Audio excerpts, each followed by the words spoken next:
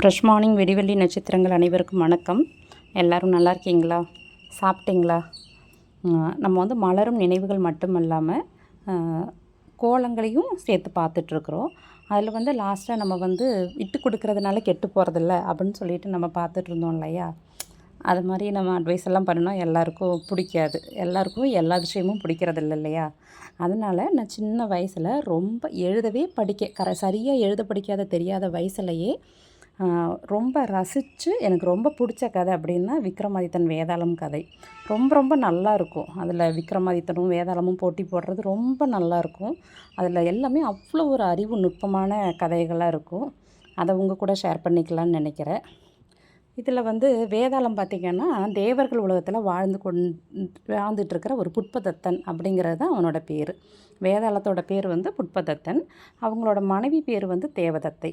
இவங்க 2 பேரும் என்ன வேலை செஞ்சுட்டு இருந்தாங்கன்னா ட்ரெஸ் எல்லாம் தைச்சு அந்த தேவர்களுக்கு கொடுப்பாங்க. தேவர்களுக்கும் அந்த சாமிக்கெல்லாம் தேவர்களுக்கெல்லாம் கொடுப்பாங்க. அப்படி கொடுத்துட்ருக்கும்போது அவங்களுக்கு ஒரு விபரீத ஆசை.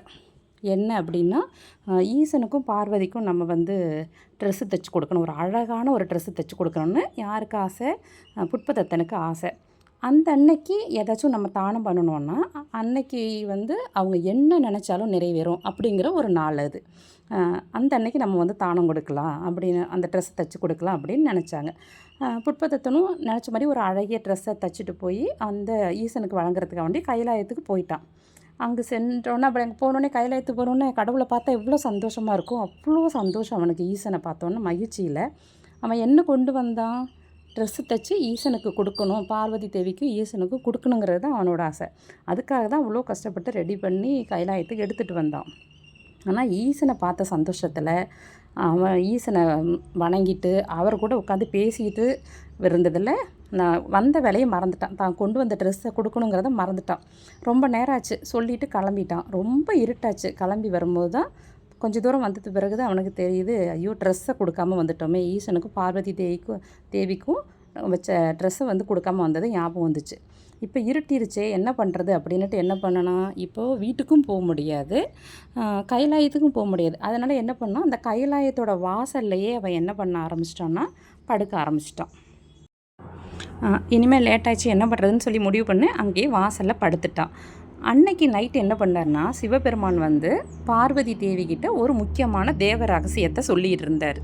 அப்படி தேவ ரகசியம் சொன்னது வந்து இங்கே வெளியில் படுத்திருந்தான் இல்லையா புட்பதத்தன், அவனோட காதலையும் விழுந்துருச்சு. அப்புறம் காலையில் எந்திரிச்சிட்டு போய் காலையில் எந்திரிச்சோடனே இவன் கொண்டு போய் ஞாபகம் வரும் ட்ரெஸ்ஸை கொண்டு போய் இவர்கிட்ட வணங்கிட்டு ஆசீர்வாதம் வாங்கிட்டு ட்ரெஸ்ஸை கொடுத்துட்டு, இது மாதிரி நீங்கள் நேற்று இரவு வந்து நீங்களும் பார்வதி தேவியும் என்ன பண்ணீங்க, ஒரு ரகசியம் பேசிகிட்டு இருந்தீங்க இல்லையா, அது வந்து என் காதில் விழுந்துருச்சு.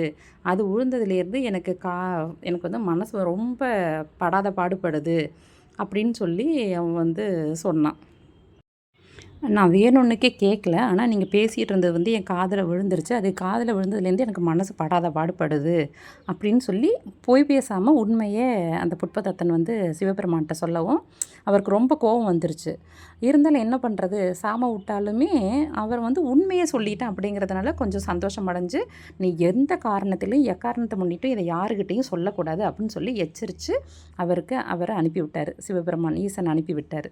இவன் வந்து அங்கேருந்து வந்துட்டு ஒரு ஒரு ஃப்ரீயாகவே இல்லை. அவனுக்கு ஒரு ரகசியம் தெரிஞ்சிருச்சு இல்லையா, அதை யார்கிட்டயாச்சும் சொன்னால் தானே மனசு அந்த அழுத்தம் இல்லாமல் ஃப்ரீயாக இருக்கும். அவன் மனசுக்குள்ளேயே மறைச்சி ஒரு நிம்மதி இல்லாமல் இங்கேயும் அலைஞ்சிக்கிட்டு ஏதோ